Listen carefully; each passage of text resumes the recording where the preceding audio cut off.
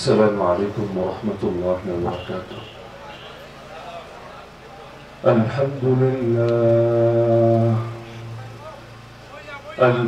لله وحده وكفى، وسلام على عباده الذين اصطفى.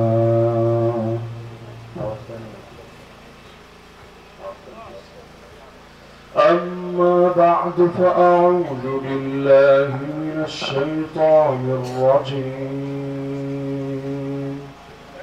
بسم الله الرحمن الرحيم. وقل جاء الحق وزهق الباطل إن الباطل كان زهوقا.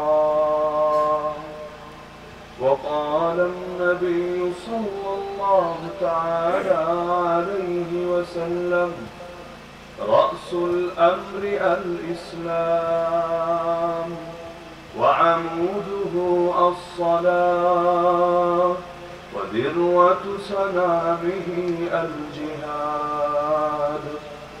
آمنت بالله صدق الله العلي العظيم وبلغنا رسوله النبي الكريم. খলিফা বদরপুর রহমতুল্লাহ আলাইহি শেখ হাফিজ মাওলানা কাজী মোহাম্মদ আব্দুল সুবহান রাহিমাহুল্লাহ প্রতিষ্ঠিত Darul Azkar Madrasa and Islamic cultural centre Kalakuta Zakiganj সিলেটের উদ্যোগে আয়োজিত আজকের 14তম বার্ষিক ইসলামী সম্মেলনের সম্মানিত সভাপতি মণ্ডলী, উপস্থিত আমার শ্রোতা ওয়াজিবুল ইহতিরাম হযরত উলামায়ে কেরাম, এলাকার গণ্যমান্য মুরব্বিগণ, স্থানীয় এবং দূর দূরান্ত থেকে আগত হিন্দুরী কোরআনপ্রেমী তৌহিদ জনতা এবং পর্দার আড়ালে থাকা মা বোনেরা, যে হাদিস আমি খুতবার মধ্যে পাঠ করেছি, আল্লাহ রাসূল সাল্লাল্লাহু আলাইহি ওয়াসাল্লাম এই হাদিসের মধ্যে মৌলিক একটা নির্দেশনা দিয়ে গেছেন উম্মতকে। একই হাদিসের ভেতর ইসলামের সবচেয়ে গুরুত্বপূর্ণ বিধান কোনটা এটাও শিখিয়েছেন, সবচেয়ে বেশি ফজিলতপূর্ণ বিধান কোনটা এটাও চিনিয়েছেন। আল্লাহ রাসূল জানালেন আমুদুহু আস-সালাহ ওয়া যিরওয়াতু সানামিহি আল-জিহাদ। দ্বীনের মূল স্তম্ভ, মূল ফাউন্ডেশন হলো নামাজ, আর দ্বীনের সবার ঊর্ধ্বে সমুন্নত সর্বোচ্চ শিখর যে বিধান সেটার নাম হলো আল-জিহাদ।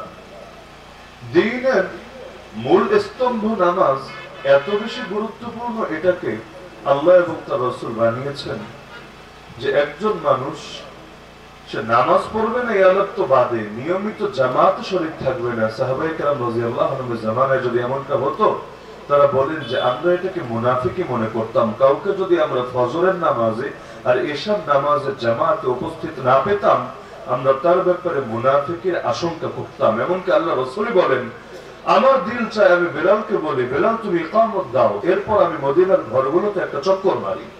যেই যেই ঘরে দেখবো এমন প্রাপ্তবয়স্ক মানুষেরা আছে যাদের শরীয়ত সম্মত ওজন নাই, এরপরও তারা মসজিদে জামাতে আসে নাই, আমার দিল চায় আমি লাকড়ি একত্র করে বাড়িগুলো আগুন দিয়ে জ্বালিয়ে দিই।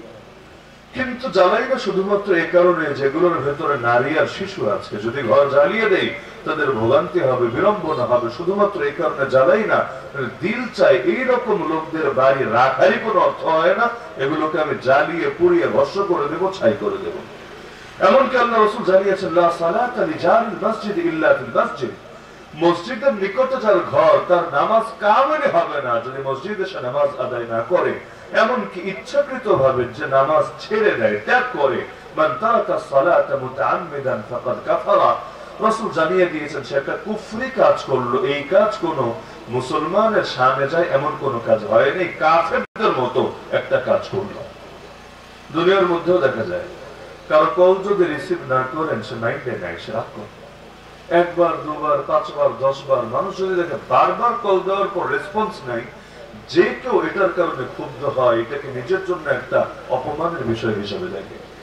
এতে যদি এমন হয় যে শুধু বাবা মা মুরব্বী আর উস্তাদরাই না, আপনার ঘরের বউ আপনাকে কল দিচ্ছে, কিন্তু যখনই কল দেখেন বিজি আর বিজি আর বিজি, 2 বার 4 বার 5 বার 10 বার এমন হবে, অবস্থা কি হবে?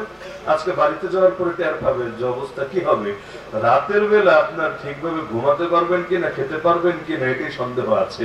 তো দেখা যাচ্ছে দুনিয়ার মানুষ বারবার যদি রিং দিয়ে আপনাকে না পায়, সে এটা রাগান্বিত হয়, এতে দিলে কষ্ট পায়।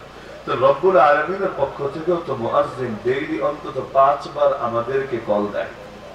আল্লাহর পক্ষ থেকে রিংটা দেয় আমাদেরকে, দুনিয়ার রিং যাতে মিস না হয় জন্য উচ্চ ভলিউমে রিংটোন বাজিয়ে রাখে। অনেকে এমন ভয়াবহ সাউন্ডে রিংটোন দিয়ে রাখে, ওই কিছু ছোটখাটো মোবাইল আছে, চায়না মোবাইল, কিন্তু সাউন্ড এত বেশি, ছোট মরিচের ঝাল বেশির মতো অবস্থা। তো দেখা যায় ফুল ভলিউমে যখন রিংটোন দিয়ে রাখে, আপনি ঘুমে আছেন, হঠাৎ করে রিংটোন বেজে উঠেছে, এমন ভাবে ভেতর কেঁপে ওঠে মনে হবে যেন ইসরাফিল আলাইহিস সালাম সেঙ্গায় ফু দিয়ে ফেলেছে। তো এই ভয়াবহ ভলিউম দিয়ে রিংটোন কেন দিয়ে রাখে? তবুও যাতে একটা কল মিস না হয়, না হলে তার ছেলে, তার মেয়ে, তার নাতি, তার পুতি অমুক তমুক কল দিবে, তাহলে যদি মিস হয় তাহলে ভাবটা এমন খাসিরাত দুনিয়া ওয়াল আখিরা যালিকা হুয়াল খুসরানুল মুবিন, তার দুনিয়া আখিরাত সবই মনে হয় বরবাদ হয়ে যাবে, তার গোটা জীবনটাই তেজপাতা হয়ে যাবে। তো দুনিয়ার মানুষের কল রিসিভে এত আগ্রহ, অথচ রবের পক্ষ থেকে কল দেয় 1 অক্ত, 2 অক্ত, 5 অক্ত, 10 অক্ত, 100 অক্ত, 1000 অক্ত চলে যায়, একটাবার রিসিভ করার ন্যূনতম আগ্রহটাও ভেতরে জাগে না। এমনকি দুনিয়ার মানুষের কল রিসিভ করতে না পারলে কল ব্যাক তো অন্তত করে। আল্লাহর কল যদি এমন হয় যে রিসিভ করতে পারে না, মিস হয়ে গেছে কোনো কারণে, তো ব্যাক করে না কোন যুক্তিতে? ফজরের সময় ঘুম ভাঙে নাই, ধরলাম যে কোনো কারণে ঘুমের চাপ বেশি ছিল, জাগতে পারে নাই, তো যখন জাগলো তখনও নামাজটা কাজা করলো না কোন যুক্তিতে? তার মানে দুনিয়ার সবার কলেরই দাম আছে, খালি আল্লাহর কলের দামটাই দিল থেকে হারিয়ে গেছে। এমনকি আল্লাহর গজব কারে বলে? গজব মানে তো রাগ। লোকের ভাবে আসমান থেকে আগুন পড়েছে, গজব, ভূমিকম্প হয়েছে, গজব, মাটি ভাগ হয়ে ভেতরে ঢুকে গেছে, গজব, পানিতে ডুবে মারা গেছে, গজব। আরে ভেতরে যদি ঈমান থাকে, পানিতে ডুবে মারা যায়, হাদিসে বলা আছে আল্লাহ থেকে শহীদের সওয়াব দিবে। ভেতরে যদি ঈমান থাকে, আগুনে পুড়ে মারা যায়, হাদিসে বলা আছে আল্লাহ থেকে শহীদের মাকাম দিয়ে দিবে। কিন্তু এই যে দিনের পর দিন, সপ্তাহের পর সপ্তাহ, মাসের পর মাস, বছরের পর বছর চলে যায়, একটা দিন রব্বুল আলামিনের সামনে ফজরের নামাজে দাঁড়ানোর তৌফিক হয় না। দিলগুলো এত শক্ত হয়ে গেছে, দোয়ায় হাত তুললেও চোখ থেকে একটা ফোঁটা পানি ঝরতে চায় না। গুনাহ ছাড়ার ইচ্ছা থাকা সত্ত্বেও কেন যেন গুনাহগুলো ছেড়ে ছাড়াটা আমার দ্বারা সম্ভব হয় না। এই যে এক পাপিষ্ঠ জীবন আমি যাপন করছি, একটাবার কি মনে হয় না এই জীবন কোন রহমতের জীবন না, এই জীবন গজবের জীবন? আমার উপর হয়তো আল্লাহ রাগান্বিত, না হলে আল্লাহ আমাকেও দাঁড় করিয়ে দিতেন তার সামনে। কারণ আল্লাহর সামনে চাইলে দাঁড়ানো যায় না, এর জন্য তৌফিক লাগে। আর আল্লাহ যারে তারে তৌফিক দেয় না, আল্লাহ তাকেই তৌফিক দেয় যার উপর রাজি আছে। তো এই যে দুনিয়ায় থেকেও জান্নাতের দিকে এগোতে না পেরে জাহান্নামের দিকে ছুটতে থাকা, এইটার চাইতে বড় গজব আর বড় আফসোসের বিষয় কি হতে পারে? কারণ স্থায়ী ঠিকানা তো ছিল জান্নাত, এসেছে জান্নাত থেকে, ফিরে যাব জান্নাতে। বাবার বাড়িকে তো স্থায়ী ঠিকানা বলে। নিজে গিয়ে গুলশান, ধানমন্ডি, বনানী যেখানে ফ্ল্যাট কেনেন না কেন, ফরম যখন পূরণ করবেন সেটাকে আপনার স্থায়ী ঠিকানা লিখবেন না, আপনি লিখবেন বর্তমান ঠিকানা ওইটা।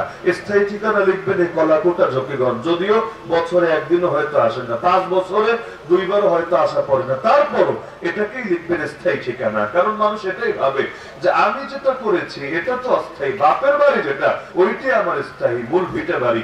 সবার বাবা যিনি, তিনি তো আব্বা আদম আলাইহিস সালাম। আমরা সকলে নবীর সন্তান, আলহামদুলিল্লাহ। আল্লাহ আমাদের সবাইকে সৌভাগ্য দিয়েছেন, আমরা সকলে নবীর সন্তান। তা আমাদের সকলের পিতা যিনি, তার মূল বাড়ি তো দুনিয়া ছিল না, মূল বাড়ি ছিল জান্নাতে। এসেছিলেন দুনিয়াতে কিছুকাল পরীক্ষার জন্য, আবার চলে গেছেন জান্নাতে, আসলেনও সেখান থেকে, চলেও গেলেন সেখানে। মূল বাড়ি তো সেটাই ছিল, দুনিয়া আর কি। আর দুনিয়া দারু মান লা দারা লাহু ওয়া মালু মান লা মালা লাহু ওয়া লাহা ইয়াজমাউ মান লা আকলা লাহু। দুনিয়া হলো তার বাড়ি যার আসল বাড়ি নাই, দুনিয়া হলো তার মাল যার আসল মাল নাই। শুধু দুনিয়ার জন্য জমা করে তারা যাদের আকল বুদ্ধি বলতে কিছু নাই।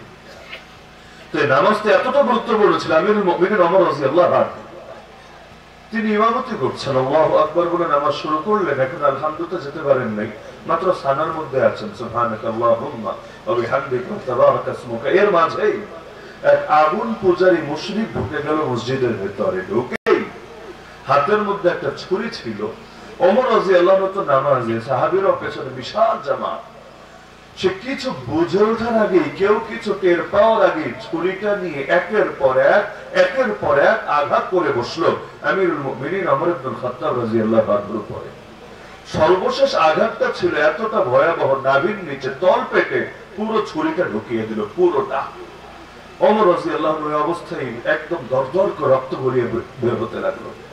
তাকে আঘাতটা করে পালিয়ে যেতে চাইলো। সাহাবীরা যারা সামনের দিকে ছিলেন তারা ধরে ফেলতে চাইলেন। একে একে 13 জনকে আঘাত হানলো, যাদের মধ্যে পরবর্তীতে 7 জনই শহীদ হয়ে গিয়েছিল। অবশেষে পেছন থেকে এক সাহাবী ওই খুনির চেহারার উপরে চাদর ছুঁড়ে মারলো।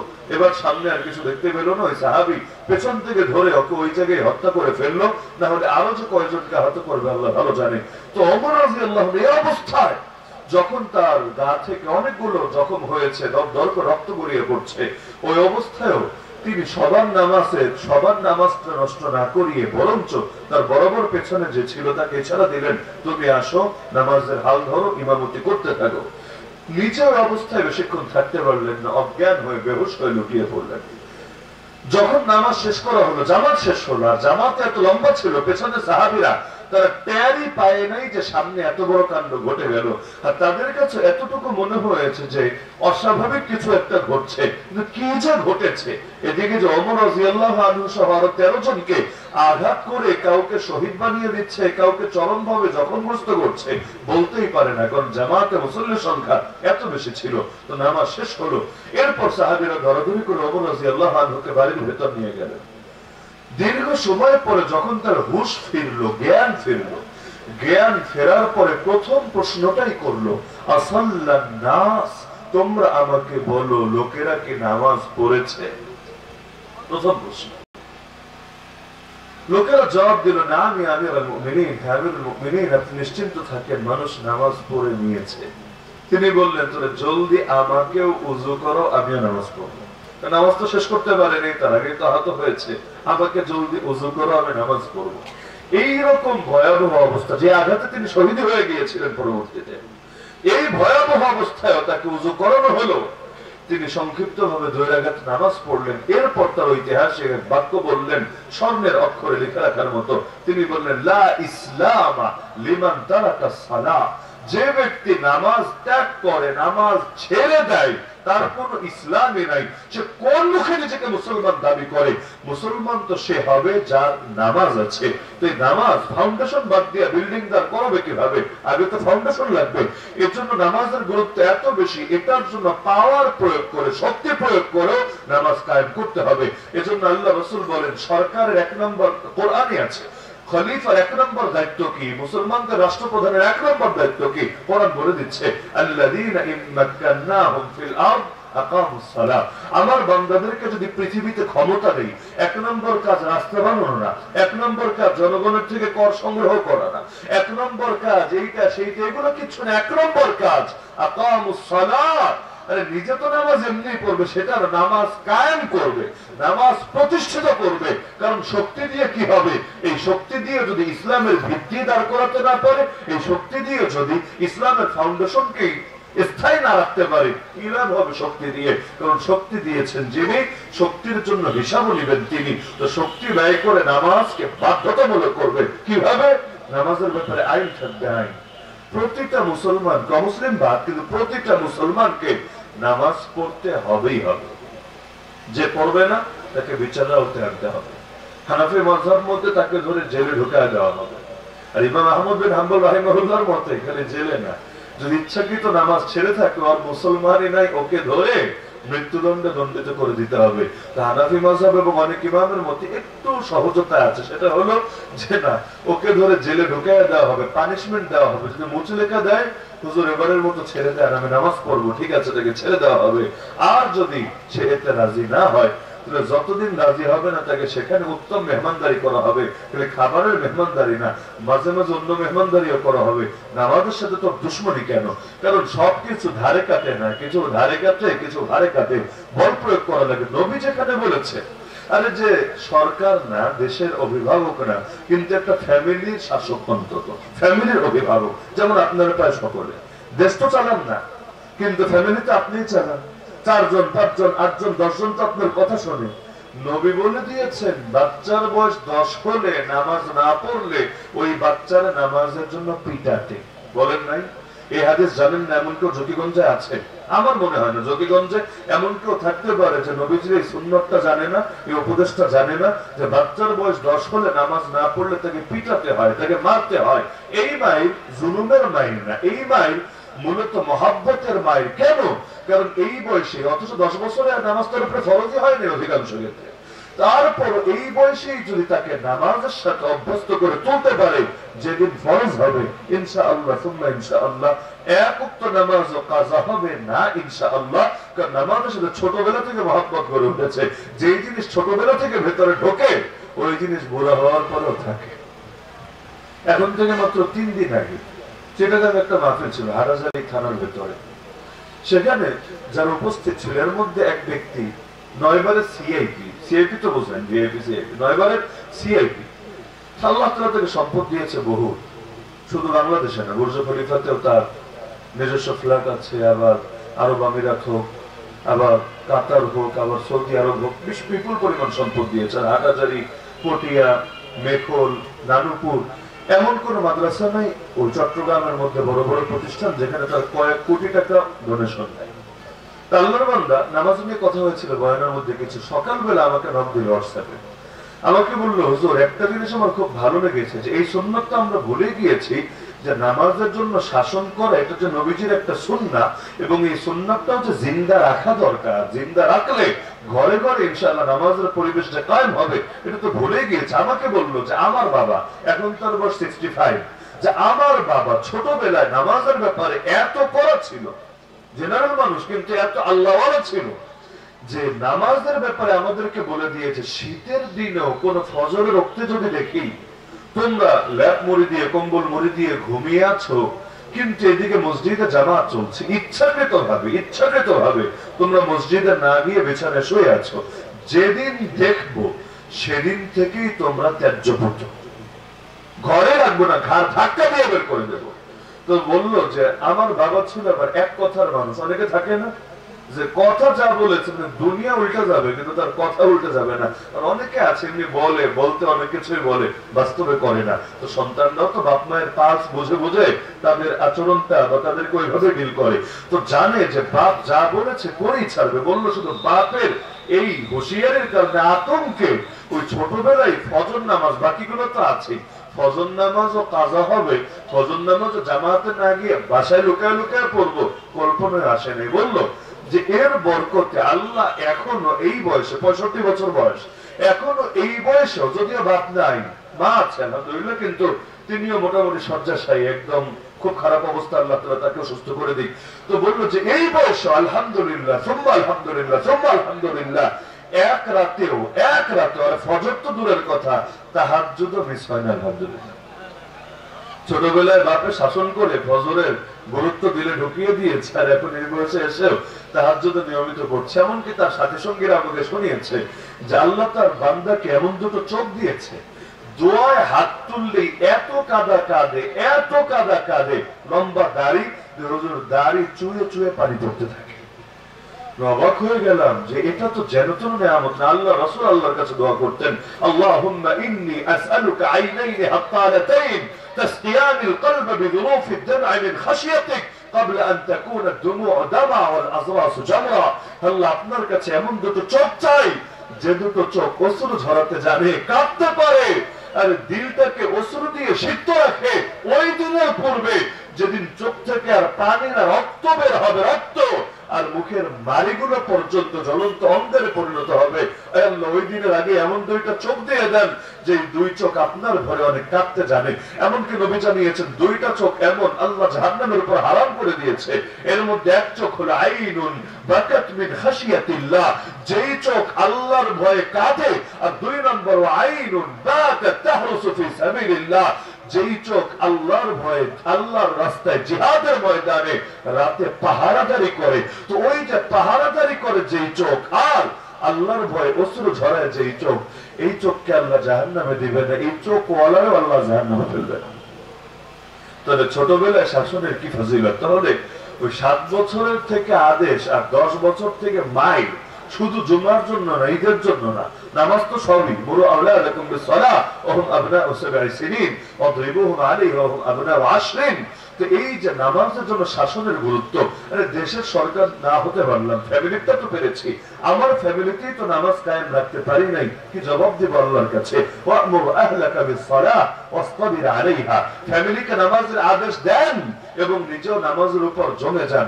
আল্লাহ নবীকে বলে দিচ্ছে, আপনি নামাজ পড়েন এটা পরে, আপনি নামাজের উপর অটল থাকেন এটা পরে। এক নম্বরে ওয়া'মুর আহলাকা বিসসালাহ, ফ্যামিলিকে নামাজের আদেশ দেন, ওয়াসতাবির আলাইহা, নিজের নামাজের উপর অটল অবিচল থাকেন। কি হবে? লা নাসআলুকা রিজকা, আমি আল্লাহ রিজিক চাইবো না আপনার কাছে, নাহনু নারযুকুক, আমি রিজিক দিব আপনাকে। তাহলে রিজিকের সাথে নামাজের সম্পর্ক কি? প্রথমে বললেন নামাজের কথা, নিজেও পড়তে, ফ্যামিলিরও পড়াতে। এরপর বললেন রিজিক চাইবো না, রিজিক দিব আপনাকে। কেমন কেমন লাগে না? আগের কথার সাথে পরের কথা সম্পর্ক কি? সম্পর্কই হলো এখানে আল্লাহ তাআলা নামাজের সঙ্গে রিজিকের ওয়াদা রেখে দিয়েছে। রিজিকের মালিক কে? মসজিদে ঢোকার সময় দেখেন না আমরা কি বলে ঢুকি? আল্লাহুম্মা ইফতাহলি আবওয়াব রাহমাতিক, হে আল্লাহ আমার জন্য আপনার রহমতের সব কয়টা দরজা খুলে দেন। বের হওয়ার সময় কিন্তু এটা বলে বের হই না, কি বলে বের হই? আল্লাহুম্মা ইন্নী আসআলুকা মিন ফাদলিক, ইয়ানি মিন রিজকিক। মিন ফাদলিক মানে কি? হে আল্লাহ আমি আপনার কাছে আপনার রিজিক চাই। এখানে অনুগ্রহ মানে রিজিক। হে আল্লাহ আমি আপনার কাছে আপনার রিজিক চাই। ঢোকার সময় রহমত চেয়ে ঢুকলো, বের হওয়ার সময় রিজিক চেয়ে বের হলো। কিছু বুঝে আসে? কিছু বুঝে আসে? রহমতের সাগরে ডুব দিয়ে রহমতের ফয়সালা করিয়ে তারপরে আল্লাহর ঘর থেকে বের হলো। এজন্য মুয়াজ্জিন দেখবেন আযানের মধ্যে আমাদের কিন্তু দুইটাই বলে। এক নম্বরে নামাজের দিকে তো রাখে হাইয়া আলাস সালাহ, সালাত মানে নামাজ, সবাই বলেন হাইয়া আলা মানে এদিকে আসো, হাইয়া আলাস সালাহ নামাজের দিকে আসো, নামাজের দিকে আসো, দুইবার বলে। এরপরে কি বলে? এরপরে এটা বলে না হাইয়া আলাল মুনাজাত, হাইয়া আলা দুআ, হাইয়া আলা রুকু, হাইয়া আলা সুজুদ, এগুলো না। কি বলে? হাইয়া আলাল ফালাহ। এই ফালাহ মানে কি? ফালাহ মানে নামাজ না, ফালাহ মানে তিলাওয়াত না, ফালাহ মানে দোয়া না, ফালাহ মানে সফলতা। ফালাহ মানে কি? সফলতা, কামিয়াবি, সাকসেস। আরে পাগল, কোথায় সফলতা খোঁজো তুমি? চাকরিতে সফলতা নাই, ক্যাশে সফলতা নাই, ড্রাইভারিতে সফলতা নাই, ক্ষেত খামারিতে সফলতা নাই, তোমার ব্যবসা বাণিজ্য, তোমার ছাত্রত্ব, কোনো কিছুতে কোনো সফলতা নাই। সফলতার মূল চাবিকাঠি কোথায় জানো? আল্লাহর কাছে। আল্লাহ যদি কবুল করে তবে না সফলতা পাবা দুনিয়ার বুকে। অফিস সামাই রিজকুকুম ওয়া মা তুআদুন, কোরআনে জানিয়েছে রিজিকটা আসমানে। যদি উপর থেকে ফয়সালা করিয়ে আনতে না পারো, কি করবো তুমি জমিনের ভেতরে? তা আসো না, সফলতার দিকে আসো। যার কাছে সফলতা আসে তার ঘরে ঢুকে তাকে খুশি করে সফলতা নিয়ে তুমি বের হও। বড় অবাক লাগে, দেখবেন মসজিদে জামাত চলে, বাজার মসজিদ গুলো তো খেয়াল করলে দেখবেন দুই পাশে বিপুল পরিমাণ দোকানদার দোকানদারি করে। জামাতের টাইম তো অন্তত 5 মিনিট 10 মিনিট, কয় মিনিট লাগে জামাতে? ওই জামাতের টাইমটাও 7-8টা লাগাতে পারলো না, কাস্টমার ছুটে যাওয়ার ভয়ে। তো কাস্টমার কি রিজিকের মালিক? যদি বলো কাস্টমার রিজিকের মালিক তো ঠিক আছে, তাহলে তো তুমি শিরকে লিপ্ত, তোমার তো ঈমানই ভেজাল। আর যদি বলো না কাস্টমার রিজিকের মালিক না, তো কোটিপতি হয়ে যাবো তুমি এভাবে। একে তো নামাজের প্রতি অবজ্ঞা প্রকাশ পেলো, শুধু নামাজ পড়লো না তা না, এর মাধ্যমে নামাজের জামাতকে খাটো করা হয়েছে নাকি হয়নি? করা হয়েছে নাকি হয়নি? দরকার তো ছিল বাজার ব্যবসায়ী সমিতি উদ্যোগ নিয়ে আইন করে দিবে। ওই ঢাকা শহরে যেমন সপ্তাহে একদিন মার্কেট বন্ধ রাখা লাগে, এটা নিয়ম। যেমন ধরেন মিরপুর বন্ধ থাকবে রবিবারে, উত্তরা বন্ধ থাকে মঙ্গলবার না যেন বুধবারে, এরকম এক একটা সাইট এক এক দিনে বন্ধ থাকে। যেদিন বন্ধ সবাইকে বন্ধ রাখতে হবে। এখন একজন এসে দোকানদারি যদি খুলে তাহলে ওর খবর আছে। কেন?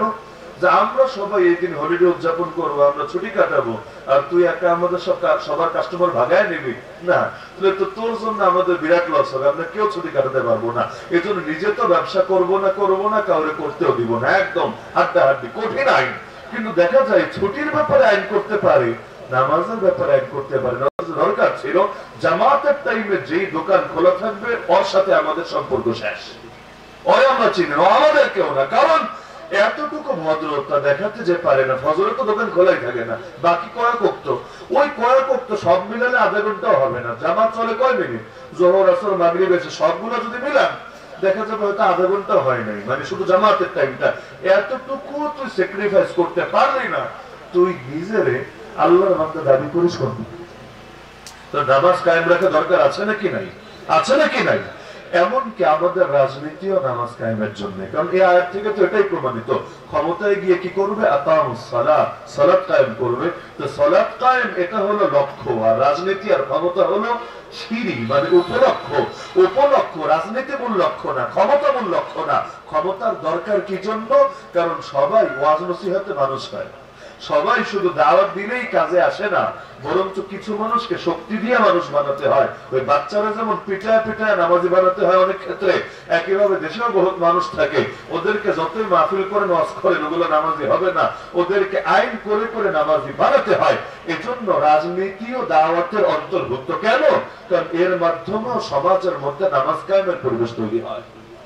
তো এরপর শেষ বাক্য আল্লাহ রাসূল বললেন যে বুঝলা যে নামাজ হলো সবচাইতে গুরুত্বপূর্ণ, কিন্তু সবচাইতে ফজিলতপূর্ণ কোনটা জানো?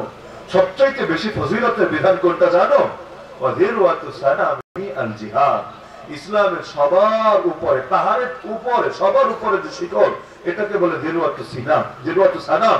তো যিরওয়াতু সানাম হলো ইসলামের কোনটা? আল জিহাদ। কেন? কারণ যে ইবাদতে কষ্ট যত বেশি, আল্লাহর কাছে ওই জিনিসের দামও তত বেশি। ইন্না আযমাল জাযা মা আযমিল বালা। হাদিসে আছে মুসিবত যত বড় হয় পুরস্কারও তত বড় হয়, আর মুসিবত যত ছোট হয় পুরস্কারও তত ছোট হয়। এজন্য আল্লাহ সবাইকে একরকম মুসিবত দেয় না। ইউবতালা রাজুলু বিহাসাবি দীনিহি। নবী বলেন প্রত্যেককে পরীক্ষা করা হয় তার দ্বীনদারি অনুপাতে। ভেতরে দ্বীন আর ঈমান আছে যেমন, পরীক্ষাও আসে তেমন। কারণ যেভাবে বিসিএস এর ছেলেকে পরীক্ষা নেওয়া হবে, ওভাবে কেজি ওয়ানের বাচ্চাদের পরীক্ষা নেবে না, প্লে নার্সারির বাচ্চাদের পরীক্ষা নেবে না, প্রত্যেকের লেভেল অনুসারে পরীক্ষা নেওয়া হবে। তাহলে যার ঈমান হবে বেলালের মতো রাদিয়াল্লাহু আনহু, তার উপর পরীক্ষা আসবে বেলালের মতো। আর যার ঈমান হবে আমাদের মতো কচু পাতার পানির মতো, তার উপর মুসিবত আসবে ওই রকম। সে ভাববে যাক আল্লাহ আমার উপর রাজি আর খুশি, কোন মুসিবত আসে না, আর সব মুসিবত তাদের উপরই এসেছে। কেন এসেছে আল্লাহ ভালো জানে। আরে চিন্তা তো তোমার করে দরকার নিজেকে নিয়ে। মুসিবত আসে না এর মানেটা কি? আল্লাহ রাসূলের উপর তো সবচেয়ে বেশি মুসিবত এসেছে। নবী বলেন উযিতু ফিল্লাহি মা লাম ইউদাহাদ। আল্লাহর পথে আমাকে এত বেশি কষ্ট দেওয়া হয়েছে যত বেশি কষ্ট কোনোদিনও কোনো মানুষকে দেওয়া হয় নাই। কেন? এজন্য না যে আল্লাহ তাআলা পছন্দ করেন, বরং এজন্য আল্লাহ তাকে সবচেয়ে বেশি ভালোবাসেন। আল্লাহ যারে যত বেশি ভালোবাসে, আল্লাহ তাআলা তাকে তত বেশি পরীক্ষা করে। ওই পরীক্ষার পরে এত বেশি মাকাম দান করে।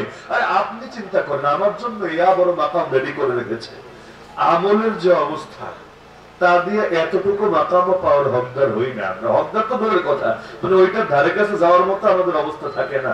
এমনি যে আমল আমাদের, সারা জীবনে 2 রাকাত নামাজই এমন পড়তে পারি না যেটা আল্লাহকে দেখানোর মতো। পেরেছেন কেউ পড়তে?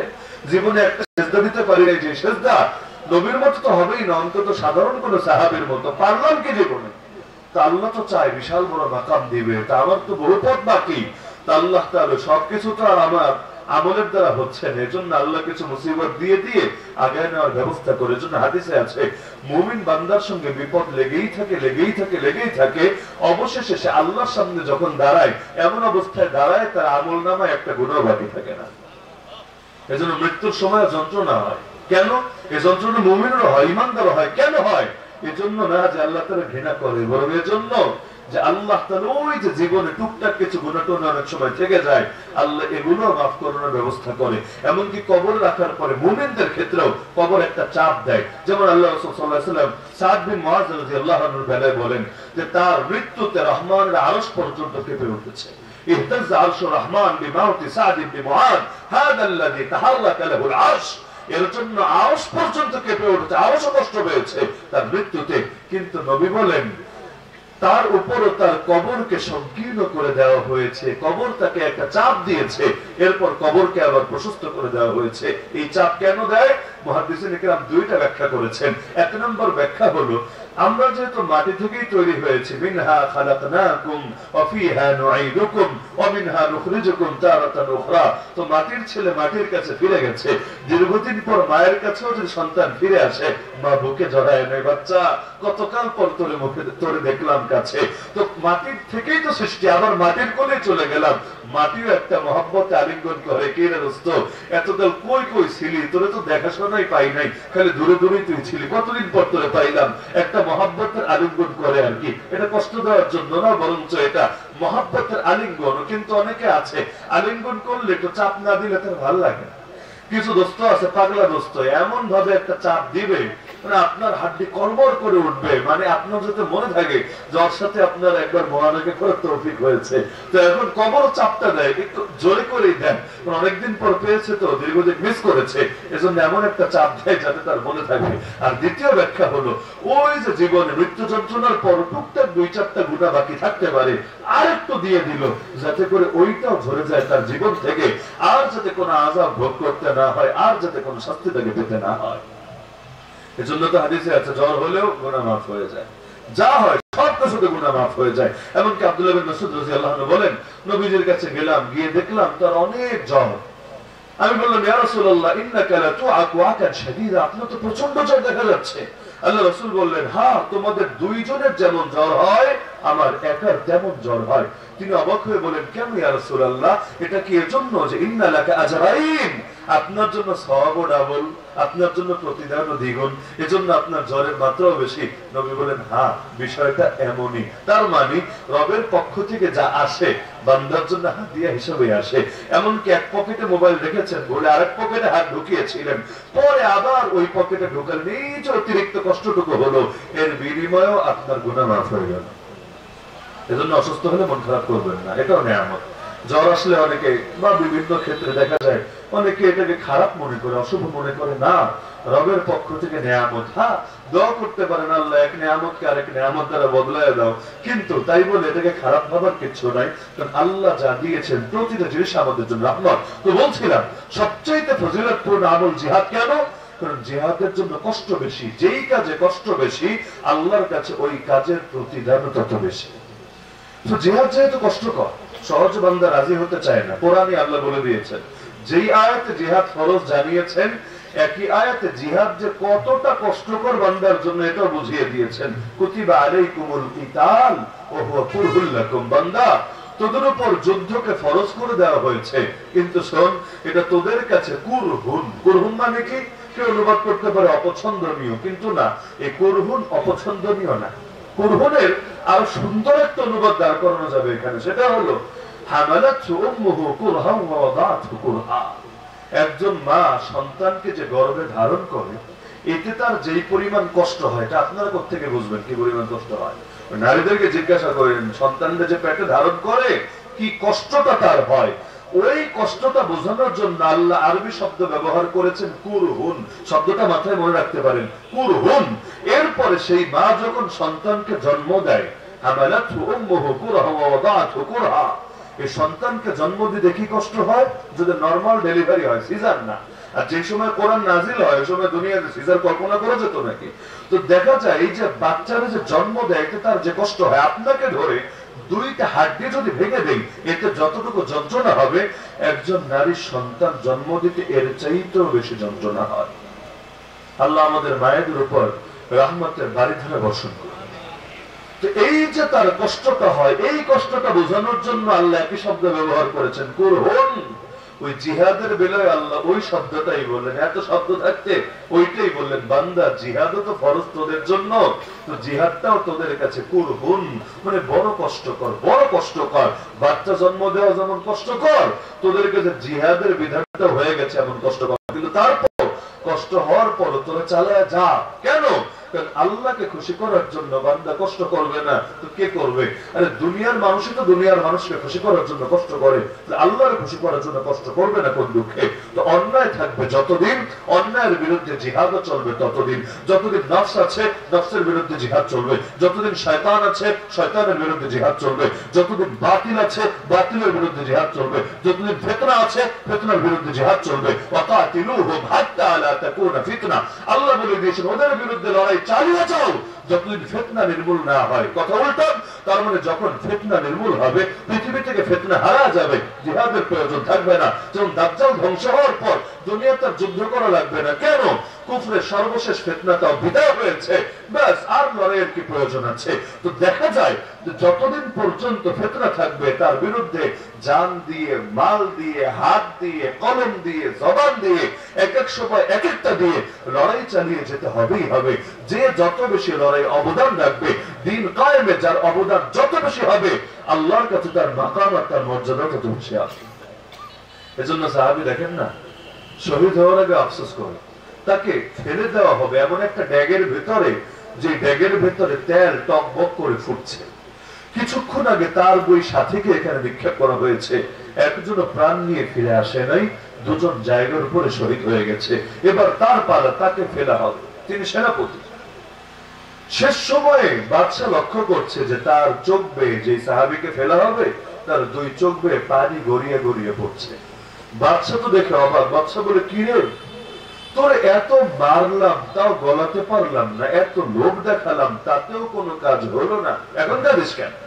তোর খ্রিস্টান হতে বলেছিলাম, হলি না কেন?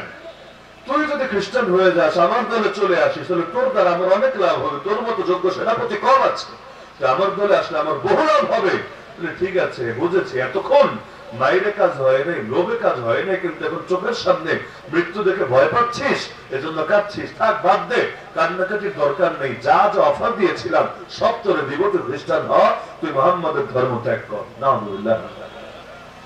যে সাহাবীকে বলছে, ওই সাহাবী ঈমানের বলে বলিয়ান হয়ে গর্জে উঠল, আরে জালেম, তুই কি ভেবেছিস আমি মৃত্যুর ভয় কাঁদছি? আল্লাহর কসম, মুসলমান মৃত্যুর ভয় কাঁদে না। আমি তো কাঁদছি এজন্য একটা মাত্র জীবন আল্লাহর পথে কোরবান করতে পারছি। আরে আমার পুঁজি বড় কম হয়ে যাচ্ছে, এত কম পুঁজি নিয়ে কিয়ামতের দিন দাঁড়াবো কোন মুখে? আল্লাহ কি আমাকে মাফ করবে? আল্লাহ কি এতটুকু পুঁজিতে খুশি হয়ে আমাকে জান্নাত দেবে? আরে আমার তো আফসোস, সব আফসোস হচ্ছে, আমার গায়ে যেই পরিমাণ পশম আছে, এই পরিমাণ প্রাণ যদি থাকতো আর প্রতিটা প্রাণ আল্লাহর রাহে কোরবান করতে পারতাম, তাহলে না কিয়ামতের দিন একটা বড় পুঁজি নিয়ে দাঁড়াতে পারতাম। আরে ওই আফসোসে, ওই চিন্তায় আমার চোখ থেকে পানি ঝরছে। মৃত্যুর ভয়ে আমি কাঁদবো, তুই ভাবলি কিভাবে? তাহলে কি পরিমাণ চিন্তায় চিন্তিত যে দ্বীনের জন্য যদি আরেকটু অবদান রাখতে পারতাম, আমার মাকাম আরেকটু বেশি হতো শহীদ। আল্লাহ রাসূল জানিয়েছেন, জান্নাতে জান্নাতে যাওয়ার পরে গোটা দুনিয়ার মালিকানার অফার দিলেও ফিরে আসতে চাইবে না দুনিয়াতে, কেউ না, কেউ না। কিন্তু নবী বলেন, ইল্লা শাহীদ, একমাত্র শহীদের বিষয়টা আলাদা। সে জান্নাত পর্যন্ত ছেড়ে চলে আসতে চাইবে, যে জান্নাতে হুর আছে, যে জান্নাতে গিলমান আছে, যে জান্নাতে মদের নহর আছে, যে জান্নাতে সালসাবিল, জানজাবিল, শারাব আর তাহুর সব আছে, যে জান্নাতে রেশমের পোশাক আছে, যে জান্নাতে নবীজির সোহবত এমনকি রবের দিদার আছে, ওই জান্নাত পর্যন্ত ছেড়ে চলে আসতে চাইবে আরেকবার শাহাদাতের মধু পান করবে বলে। কেন? নবী বলে দিয়েছেন, লিমা ইয়ারা মিনাল কারামা, সে দেখেছে শাহাদাতের কি সম্মান, কি মর্যাদা, কি মাকাম। আরে দুনিয়ায় বসে শাহাদাতের মর্যাদা বুঝি আর না বুঝি, শহীদ জান্নাতে গিয়েও মিস করে এটাকে, এমনকি তখন আবার বারবার ফিরে আসতে চায় দুনিয়ার বুকে শহীদ হবে বলে। তো দ্বীনের জন্য অবদান যে রাখতে পারে নাই, আরে তার না নিজেকে নিয়ে ভয় করা দরকার। আমাদের তো চিন্তা এভাবে করা দরকার ছিল, মুআদ আর মুআওয়াজ ছোট দুইটা বাচ্চা, দাড়ি মুচি এখনো গজায় নাই, কিন্তু এত বড় অবদান রেখেছে। আমার নবীর বেশি কষ্ট দিত যে এই উম্মতের ফেরাউন বলা হয় যাকে, ওই আবু জাহালকে এই দুনিয়া থেকে দুই বাচ্চাই বিদায় করে দিয়েছে। এমনকি মুহাম্মদ বিন কাসিম মাত্র 18 বছর বয়সে হিন্দুস্তানের জমিনে দ্বীনের পতাকা উড়িয়ে দিয়েছে। আর আমাদের তো এক পা বলতে গেলে কবরে চলেই গেছে। কি করতে পারলাম আল্লাহর দ্বীনের জন্য? পুঁজি কি হলো? কিয়ামতের দিন কি নিয়ে দাঁড়াবো আল্লাহর সামনে? চিন্তা তো এভাবে করা দরকার ছিল। কারণ অবদান হবে যত বেশি, আমার প্রতিদানও হবে তত বেশি। অবদান তো আমার খুবই কম, কিয়ামতের দিন কি অবস্থা হবে আমার, এটা নিয়ে টেনশন করা দরকার ছিল নাকি ছিল না? শেখ তাফসীর আল্লাহ মাহমুদ আলী লাহোরী রাহমাতুল্লাহ আলাইহি বন্দী হয়ে গেলেন ব্রিটিশদের হাতে। ব্রিটিশ বিরোধী জিহাদের অন্যতম সিপাহ সালার। ব্রিটিশরা তাকে নির্বাসনে পাঠিয়ে দিল এমন জায়গায়, শীতের দিনে বরফ পড়ে, তুষার পড়ে, কিন্তু তাকে শীত নিবারণের জন্য কাপড় চোপড়ও দিল না। কি করবে, কতক্ষণ সহ্য করতে পারে? এক পর্যায়ে আর টিকতে পারলেন না, অজ্ঞান হয়ে পড়ে গেলেন, শরীরে রক্তহীন হয়ে গেল, জমে গেল। এখন গার্ড এসে দেখে ভাবছে হুজুর মরে গেছে, গিয়ে অফিসারকেও জানালো হুজুর শেষ, অফিসার খুশি হলো, বললো ভালোই হয়েছে, আমরা ফাঁসি দিলে এটা নিয়ে বহু আন্দোলন সংগ্রাম হতো, হুজুর নিজে নিজে মরে গেলে আমাদের কি করা যাচ্ছে, ভালোই হয়েছে, এখন তার কোনো আন্দোলনের সুযোগ নাই। পরবর্তীতে দেখা গেল যখন সূর্য উঠেছে, বরফের প্রভাব কমতে শুরু করেছে, গার্ড হঠাৎ লক্ষ্য করে হুজুরের দেখে চোখ নড়ছে, হুজুর এখনো মরে নাই, জিন্দা আছে। অফিসারকে ডেকে আনলো, স্যার মোল্লার দেখে কই মাসের প্রাণ, এখনো জিন্দা, এক নজর দেখা যায়। এখন স্যার এসে দেখে হ্যাঁ আসলে জিন্দা আছে, তবে অবস্থা একেবারেই গুরুতর, উঠে বসার মতো শক্তি নাই, লাশের মতো পড়ে আছে। তো এটা দেখে তারও মায়া হলো, টিটকারি মেরে বললো, কিরে মোল্লা, আমাদের বিরুদ্ধে এত জিহাদ করবি, আমাদেরকে ভারত থেকে হিন্দুস্তান থেকে তাড়ায় দিবি, আমাদের বিরুদ্ধে হ্যাঙ্কার বেট্যাং করবে, কত হুমকি ধমকি দিবি, এখন থেকে নড়তেই পারিস না, গায়ের রক্ত ঠান্ডা হয়ে গেছে। ওই অবস্থায় আল্লাহ মাহমুদ আলী লাহোরী রহমাতুল্লাহ আলাইহি গর্জে উঠলেন, আরে জালেম, রক্ত যদিও ঠান্ডা হয়েছে তাতে কি, আল্লাহর কসম ঈমান তো আগের চাইতেও গরম হয়ে গেছে। তো মুসলমানের চিন্তা চেতনা তেমন হওয়া দরকার। তো এখন জমিনের বুকে ইসলামী খেলাফতি পরে চলে গেল 100 বছরের বেশি হয়ে গেল। এই বাংলা অঞ্চলে 1757 থেকে আজ 2025-এর 5ই জানুয়ারি প্রায় 350 বছর হতে চলল, এক সেকেন্ডের জন্য ইসলামী শরীয়ত কায়েম হয় নাই। না আমরা, না আমাদের বাবারা, না দাদারা, না দাদার বাপেরা, না দাদার দাদারা, কেউ ইসলামী শরীয়তের শাসন দেখে যাওয়ার তৌফিক হয় নাই। এত দীর্ঘকাল হয়ে গেল, আর কত এখনো তো জাগার সময় হয় নাই। অন্ধকারে সবই তো ছেয়ে গেছে, আলো না জ্বালালে অন্ধকার দূর হবে কিভাবে? অন্ধকার দূর করার তরিকা একটা, এমনি যতই বলেন যা অন্ধকার যা ভাগ, এগুলো এই লেকচার শুনে শুনে অন্ধকার যাবে না।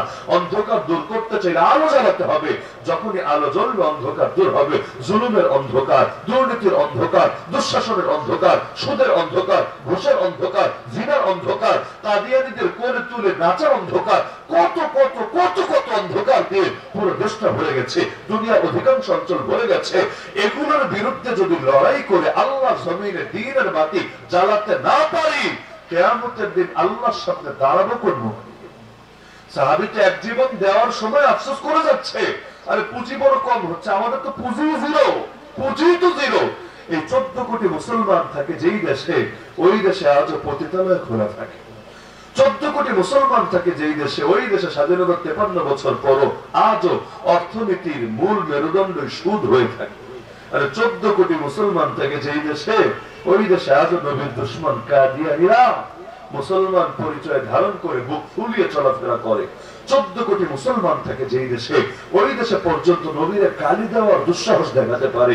14 কোটি মুসলমান থাকে যেই দেশে, ওই দেশে পর্যন্ত নবীর ওয়ারিস উলামায়ে কেরামকে বিভিন্ন ভাবে জুলুম, নির্যাতন, নিপীড়ন করতেই থাকে। কি লাভ 14 কোটি মুসলমান থেকে? নবীজি মদিনার বুকে ইসলাম কায়েম করেছিলেন কয়জনকে নিয়ে? কয়জন?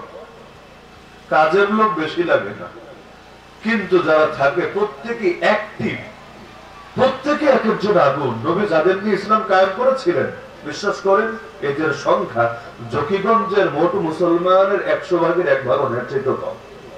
13 বছর দাওয়াত দিয়েছেন, 1000 লোক মক্কায় কালেমা পড়েনি, 1000ও না। আর মদিনা যারা ছিল সব যদি মিলান না, তাহলে দেখবেন না কলাকুটে যে পরিমাণ মুসলমান আছে, এর চাইতে বহু কম। কিন্তু ইসলাম কায়েম করে ফেলেছেন এই অল্প মানুষকে নিয়ে। বলতে পারেন খালি মাঠে বল দিয়েছেন, না খালি মাঠে দেন নাই। মদিনার বুকে ইহুদিদের 3টা গোত্র ছিল, একটা না 3টা। পুরো বাংলাদেশে একটা ইহুদি আছে কিনা আমার জানা নাই। পুরো বাংলাদেশে একটা ইহুদি আছে কিনা আমি দেখা পাই নাই, থাকলে থাকতে পারে, আমার জ্ঞান নেই ব্যাপারে। তো ইহুদি হলো সবচাইতে বড় দুশমন না, গায়রুল মাগদুবি আলাইহিম। এই গজবগ্রস্ত বলে আমরা প্রতিদিন প্রতি নামাজে প্রতি ওয়াক্তে ইহুদিদের রাস্তা থেকে আল্লাহর কাছে আশ্রয় চাই না? ওই ইহুদি দিয়ে মদিনা ভরা 3টা গোত্র। এরপর আল্লাহ নবী এই কয়জনকে দিয়ে দিন কায়েম করে ফেললেন। তার মানে কাজ করতে চাইলে কাজের লোক খুব বেশি লাগে না, আর কাজ না করতে চাইলে লোক আর লোক দিয়ে ভরে গেল, কিছু হয় না। বাংলার জমিনে কাজের লোক দরকার। এই বাংলার জমিনে আমাদের সমস্যা কোথায় জানেন? নাস্তিকদের জনসমর্থন কতটুকু, বামরামদের জনসমর্থন কতটুকু। সবচাইতে বেশি জনসমর্থন কিন্তু আমাদের, বিশেষ হয় না? ওলামায়ে কেরাম, তাওহীদি জনতা, ইসলামপন্থী, সবচাইতে বেশি জনসমর্থন আমাদের। কিন্তু কিছুই করতে পারি না, কিচ্ছুই না। কিসের জন্য? ঝামেলাটা কোথায়? ঝামেলা এখানে না যে সমর্থক নাই, বরং ঝামেলা হলো এখানে সমর্থক দিয়ে তো ভরা। কচু পাতার পানি দক্ষ জনশক্তি নাই, প্রশিক্ষিত কর্মী নাই। এজন্য লোক কত বাড়লো এটা খালি বিষয় না, কিন্তু কয়েকজন জামানার বেলাল বানাতে পারলাম, কয়েকজন জামানার আম্মার, ইয়াসির, খুবাইব, খাব্বাব বানাতে পারলাম, কয়েকজনকে জামানার হুসাইন বানাতে পারলাম, কয়েকজনকে জামানার সিদ্দিক আকবর, ওমরে ফারুক বানাতে পারলাম। আর তাদের মতো আমরা, তাদের ঈমান কই আমাদের ঈমান কই তুলনায় চলে না। কিন্তু ফিতনা জামানা হিসেবে তাদের আদর্শ অন্তত ভেতরে যদি না থাকে তাহলে কিভাবে সমাজে দিন কায়েম হবে? এজন্য যুবকদেরকে অনুরোধ করে, আল্লাহ যৌবন দিয়েছেন, প্রতিভা দিয়েছেন, শক্তি দিয়েছেন, একদিন সবই নিঃশেষ হবে, একদিন আপনিও বুড়া হবেন। আলা লাইতা শাবাব ইয়াউদু ইয়াওমান ফাউখবিরাহু বিমা ফাআলা আল-মাশীব। এই যতদিন আল্লাহ সুযোগটা দিয়ে রেখেছেন, একটাই তো জীবন, দ্বিতীয়বার তো পাবেন না। এই জীবনটা আল্লাহর নামে কোরবান করে দেন না, আল্লাহর কাছে বিক্রি করে দেন। আল্লাহ আপনার ঠকাবে না। আপনি এমন বাজারে নিজের জান বিক্রি করবেন, যেই বাজারের খরিদ্দার হবেন আল্লাহ নিজে, জান্নাত নামক মূল্য দিয়ে আপনার জান আর মাল নামক পণ্যকে কিনে নেবেন বিশাল লাভ দিয়ে, বিশাল লাভ দিয়ে। রক্তের প্রথম ফোঁটা মাটিতে গড়িয়ে পড়ার আগেই আল্লাহ আপনার সব পাপকে মাফ করে দিয়ে রূপটাকে নিয়ে জান্নাতের সবুজ পাখির ভেতর ঢুকিয়ে দিবেন। এজন্য প্রত্যেকে দিনের সৈনিক হতে রাজি আছেন তো ইনশাআল্লাহ? আল্লাহ যাদেরকে শক্তি দিয়েছে সবাই দিনের সৈনিক হয়ে যাবেন। আর যারা মাজুর হয়ে গিয়েছেন, আপনাদের জন্য কাজ আছে, সেটা হলো সবাই মাছ পাবে না ঠিক আছে, কিন্তু পানিও তো লাগবে, নাহলে মাছ চলবে কি দিয়ে? তাহলে যাকে আল্লাহ শক্তি দিয়েছেন মাছ হয়ে যান, আর যে সেটা পাচ্ছেন অন্তত পানি হন, পানি হন, যাতে করে, কারণ ডাঙ্গা দিয়ে মাছ চলতে পারবে না, পানির ভেতর দিয়ে মাছ চলবে। এত বেশি পানি থাকা দরকার এই বাংলার জমিনের প্রতিটা সেক্টরে সেক্টরে চলে চলে প্রতিটা জায়গায় আলো জ্বালিয়ে দিতে হবে। অন্ধকারের নাম নিশানাও যাতে বাকি না থাকতে পারে এই জমিনের বুকে। পারবেন তো ইনশাআল্লাহ? পারবেন তো ইনশাআল্লাহ? এটা ছাড়া আমাদের উচ্চ মর্যাদা পাওয়ার কোন সুযোগ নাই। দুল্লানি আলা আমালিন ইয়াদুল জিহাদ। এক সাহাবী গিয়ে বলল, হে রাসূল, এমন আমল বলে দেন যেটা জিহাদের সমান। নবী বললেন, লা তাসতাতিউনাহু, তোমরা পারবা না, এটা তোমাদের সাধ্যে নাই। তো বারবার চাপ দিল। নবী বললেন, ঠিক আছে, মুজাহিদ ঘর থেকে বের হলে মসজিদে গিয়ে ঢুকবা, লাগাতার নামাজ পড়বা, লাগাতার রোজা রাখবা, যতদিন না ফিরে আসে পুরোটাই ইবাদতে কাটাবা। বললে, ইয়া রাসূলুল্লাহ, এটা সম্ভব, এটা কে পারবে? নবী বলল, তাহলে মুজাহিদের সমানও কেউ হতে পারবে না। কারণ মুজাহিদ যদি ঘোড়া বেঁধে রাখে, বাঁধা অবস্থায় যদি হাঁটে, এর বিনিময়ে তার আমল নামায় সব লেখা হতে থাকে। সুতরাং প্রত্যেকেই, এজন্য এক সাহাবী এসে বলে, ইয়া রাসূলুল্লাহ, ইসলামে সব পারবো, দুইটা কাজ পারবো না। সব জানতে আছে, দুইটা পারবো না। কি কি? জিহাদ করতে পারবো না, আমার ডর লাগে। আর সদকা, দান সদকা করতে পারবো না, আমি বিশাল কিপটা, দান সদকা করলে আমার মাল কমে যাবে। আমি সব পারবো, নামাজ বলেন, রোজা বলেন, হজ বলেন, সব পারবো। ইয়া রাসূলুল্লাহ, আসেন চুক্তি করি যে আমি শুধু দুইটা পারবো না, বাকি সব একদম পুরা কামা হাক্কু আদায় করবো। নবী বললেন, আরে পাগল, লা জিহাদা ওয়ালা সাদাকাতা ফাবিমা তাদখুলুল জান্নাতা ইযান। জিহাদও করবা না, যাকাতও দিবা না, ওয়াজিব সদকাও দিবা না, কি দিয়া জান্নাতে প্রবেশ করবো? আমারে বলো না, জান্নাতে যাবো তুমি কি দিয়া? জিহাদ এই পরিমাণ গুরুত্বপূর্ণ। তো যতদিন ফিতনা থাকবে, ফিতনার বিরুদ্ধে জিহাদ চালায় যেতে হবেই হবে। কে চালাবে? মঙ্গল গ্রহের এলিয়েন এসে জিহাদ করে দিয়ে যাবে না। এই সমাজের জিহাদ আমাদেরকে করতে হবে। প্রতিটা যুবককে মর্দে মুজাহিদে পরিণত হতে হবে। পারবেন তো ইনশাআল্লাহ? কারণ রাজা গৌর গোবিন্দদের প্রেতাত্মাদের তো দেখা যাচ্ছে, মানে নব্য গৌর গোবিন্দরা জেগে উঠেছে।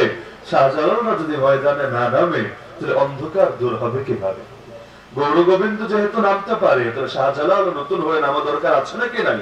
কারণ জামানের ফেরাউন আসলে তার মোকাবিলায় জামানের মুসাওয়াত আসতে হবে, না হলে এই ফেরাউনি শক্তিতে একচ্ছত্র ভাবে জমিনকে অন্ধকারে ভরে দেবে। সুতরাং আল্লাহ তাআলা আমাদের সবাইকে তার দ্বীনের সৈনিক হওয়ার তৌফিক দান করুন। জান দিয়ে, মাল দিয়ে, সবকিছু দিয়ে ইসলামকে বুলন্দ এবং সমুন্নত করার তৌফিক দান করুন। আল্লাহ তাআলা দারুল আজকার মাদ্রাসাকে কবুল করুন। আল্লাহ তাআলা মাদ্রাসাকে পুরো এলাকার জন্য না, শুধু পুরো দেশের জন্য, পুরো দুনিয়ার জন্য রোল মডেলে পরিণত করুন। আমিন। ওয়া আখিরু দাওয়ানা আলহামদুলিল্লাহি রাব্বিল আলামিন। আসসালামু আলাইকুম ওয়া রাহমাতুল্লাহি ওয়া বারাকাতুহু। সবাই দরুদ শরীফ পাঠ করি, মুখতাসার দোয়া হয়ে যাবে।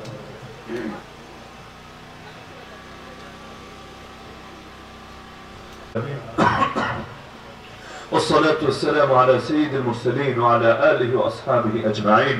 يا رب العالمين، يا أرحم الراحمين، يا أحكم الحاكمين، يا الله আপনি আমাদের আজকের এই মাহফিলকে কবুল করে নেন।